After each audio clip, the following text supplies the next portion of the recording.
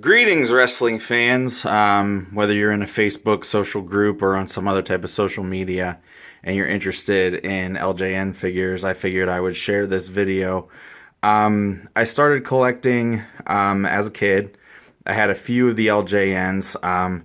None of my LJNs lasted to be a part of this collection, so I had to kind of regroup as an adult. I do have most of my Hasbros and Galoobs as a kid, and I've reached out to fill those holes. In regards to the Hasbro collection, I'm only missing bagged Bret Hart and Undertaker mailaways. In regards to the Galoob collection, I am only missing a chain accessory for the Lex Luger entrance figure that's a UK exclusive. So those lines are pretty much done. I decided to move into LJNs after this. I talked to the self-proclaimed LJN King and asked him if he'd be interested in selling me one of each figure, because he collects a number of duplicates. His price was a little bit extreme, and I had not gotten so many great references, so I moved into just trying to find it on my own. And I found a great starter set that included this ring. I still have my ring from my childhood in the basement, although not probably in as good a condition as the one that I have displayed here. As well as a number of commons at a relatively good price, and I decided to go from there. So this is what I consider to be a complete LJN set. You might have people that disagree, but I'm talking about significant variants, not minor variants, in regards to this set, as well as accessories. There's maybe one or two exceptions that somebody can clarify for me. It would be helpful. But I started out, most of the characters on this row came from that group of commons that I spoke of earlier. That Kamala did not. I picked that up later. But I liked the set because it was clean and it was full of accessories. So you can see Nikolai Volkov has his hat. Bob Orton has his hat. Roddy Piper has his kilt. Hulk Hogan has his belt. Hillbilly Jim has his hat, etc. I picked up this red version of the Special Delivery Jones figure at Pro Wrestling World, which just recently went out of business. What a cool place that was. Shout out to Bud Carson for doing that for so many years. There's a Purple Trunks Tito Santana in the back there. These guys don't like to stand up so well, but it is what it is. When I bought the lot, I questioned a little bit about the integrity of it due to this bow tie that's on the Brutus Beefcake figure. And then I just ended up liking it. I don't know if it's a Barbie accessory or whatever. It's not original to the figure. If you don't have a bow tie, you are not missing anything there. Probably one of the coolest figures here is this Terry Funk with the branding iron. I'm a big fan. Those were in the original lot. I picked up Adrian Adonis later. I picked up Johnny Valiant later. Bobby Heenan as a figure. Then there's been a few, I guess, that I've kind of glossed over. The Iron Sheik here. There are a few variants of the Iron Sheik. There's a few variants of Bobby Heenan. I don't consider them to be significant variants, so I did not bother. Whereas this Andre figure has a completely different head mold than this Andre figure. Just a note, my white ref, condition-wise, also picked that up at Pro Wrestling World. Has a little bit of paint loss, more than what I want in my collection. So I would be looking to maybe upgrade this figure if somebody had one and was interested. And then I could sell this one. We got Bruno, the British Bulldogs. There is a variant of the Captain Lou Albano where in the version on his shirt, he has a different color on his lapels. Again, I don't consider that to be a significant variant, and I'm not bothering with it. In regards to Corporal Kirchner in the back, who was on both sides of Ted Arcidi, who it blows my mind ever had an action figure created of him. The one on the left is the stubble version of Kirchner. The one on the right clearly is the bearded version. I do not have the most common version, which is a smooth face. I am okay with that 100%. So if I ever stumbled onto one for cheap, I might pick it up just for the sake of picking it up, but I'm not really concerned. If we drop down a level, the groupings for this are essentially my, excuse me, my concept of who is in the Federation at any particular time. Obviously, there's a lot of carryover, but I have the baby faces on the right side, heels on the left side, so this is kind of your WrestleMania 1 package. But then I dropped Andre's opponent from WrestleMania 1 down into grouping the Heenan family together. I really put probably too much thought into this and probably still not satisfied with it. But this would have, you know, hypothetically a second Hogan to face Bundy, and then you get Andre versus Big John Studd, et cetera, as you go down. So this is probably around WrestleMania 3. Things really started to pick up for the WWE in regards to business around this time. Obviously, WrestleMania 1 was a huge gamble for Vince McMahon that paid off. But you have Hercules Hernandez, which I actually had a figure of. I had Hernandez, Kirchner, Rude, and Ventura, I believe, as a kid. And I don't think that I had any others in this line.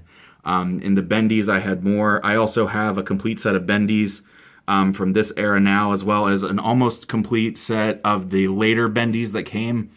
I'm missing Grandmaster Sexay, Taz, Scotty 2 Hotty, and a later version of Triple H in that set. But then after that, that set will be complete.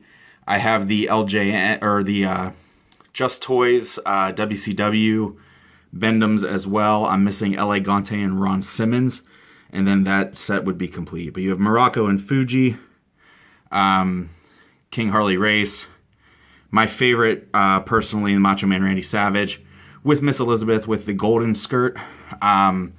The variant, which I had a hard time finding in good condition, of Andre the Giant, where he's in his black singlet with short hair, a good condition blue ref. Then I have Ricky the Dragon Steamboat, George the Animal Steel, Junkyard Dog with a red chain that came in the original lot that I spoke of buying, Mean Gene Okerlund, Outback Jack, who doesn't really move the needle for me, but he's here too, and Billy Jack Haynes. So moving down further, this is probably around the time that I actually became a mega fan of wrestling. You'll notice missing from the WrestleMania 3 packages Hogan, who would face Andre. The reason for that is I have him up here in the package. I would consider selling these if I could find good condition figures. These are hard to find without a lot of paint loss, without a lot of scuffing outside of the package. But before I open these and am ashamed to collectors everywhere, I do want to continue to look for these loose in the condition that I'm looking for, nice and clean, so that I can put those in the case and keep these in circulation. But moving down into kind of my time for wrestling, the One Man Gang and Slick, Demolition Axe, the Hart Foundation, Jesse Ventura. There's some paint variations on Ventura. Again, not too concerned. Vince McMahon, actually, I was really happy with the condition of this figure when I got it. Since then, I could probably look towards upgrading that one as well. Hogan, I have a second Macho Man. There's no difference in this figure than the other one. He's just my favorite, and somebody got that for me as a gift. I figured he paired nicely with the purple skirt Miss Elizabeth. The Killer Bees, Bam Bam Bigelow has a hard time standing up, but he's back there behind Ken Patera. Then on my bottom shelf, I have the Honky Tonk Man with guitar, the Warlord, the Big Boss Man with LJN Nightstick, Haku, Ravishing Rick Rude, one of the ones that I had as a kid and ended up trading for a bunch of Hasbros with my good friend Andrew. I have Coco Beware, the Ultimate Warrior, Strike Force has a hard time standing there in the back, but there's that white trunks variant of Tito Santana, Jake Roberts, Hacksaw Jim Duggan, and then this is an LJN style Hasbro figure of Sergeant Slaughter. There's some discoloration on it that has been explained to me is fairly common in the way that these were packaged, and in order to determine whether or not they're authentic, you're going to look for one that actually has this discoloration, even though it somewhat drives me nuts. Sergeant Slaughter also doesn't want to stand up, so he's propping himself here on the side. So in addition to the other lines that I mentioned, the Bendhams of both WCW and WWE, I have a pretty good Jack's Bone Crunching Action selection, but I don't plan on finishing that collection because there were too many variants. Almost done with the Hasbros, almost done with the Galoobs. My cousin gave me his wrestling figures that we used to play with together. So he got a nice set one Christmas of the WCW official San Francisco Toy Makers collection. These are all the ones that he had that were original to him. Since that time, I started picking up more. So I have some in package, some loose. I don't really have the same kind of feelings about opening those that I do about the LJNs. They're not as rare or as valuable. I have the Black Trunks Sting, the Taskmaster Kevin Sullivan, and the Silver Trunks Johnny B. Bad downstairs waiting for a magic eraser to mark some scuffs off of them. But that collection is almost complete. The only things I'm looking for there are Pink Sting, the Series 3 Hulk Hogan in the red and yellow, and something that's escaping me right now. There's a few of the San Francisco Toy Makers. You know, actually, those might be the only two that I have left to grab. There is a variant of Jimmy Hart in that where this figure's skin color matches the color of his shoes, making him look African American. It's pretty rare, and it's an error. I don't know if I'm going to eventually look for that figure. But I'd love to be able to show you everything all at once, but they're not all in the same place. But thank you for taking this journey with me through my LJN collection. If you have any questions, if you have anything you want to point out, if you think something's missing, if you think that you have something that you could replace at a higher quality from what you saw here, I tried to show them all pretty up close. The question that I did have earlier where I talked about this being complete that I'm not sure about is how many figures came with belts. So I have the tag titles here with the British Bulldogs, Hogan here with the title, Hogan here with the title. I have seen the Hart Foundation and the Strike Force wearing the titles. I just don't know if that came with them fundamentally. If it did, if that was the way they were packaged, I'd be interested in buying those. So I don't have the cage for the ring. I have a few other rings downstairs, Hasbro, Galoob, etc. Didn't necessarily expect that collecting at this stage of my life would become a big hobby for me, but I do have to say it's kind of sad that I reached the goal because, you know, what now? What to do next? So I guess there's thumb wrestlers. I guess there's a few other things out there I don't know if I'm going to pursue. There's another variant on Roddy Piper where he has a different color boot. Not really concerned about that one either. I consider this to be a full LJN collection. So I appreciate any comments otherwise.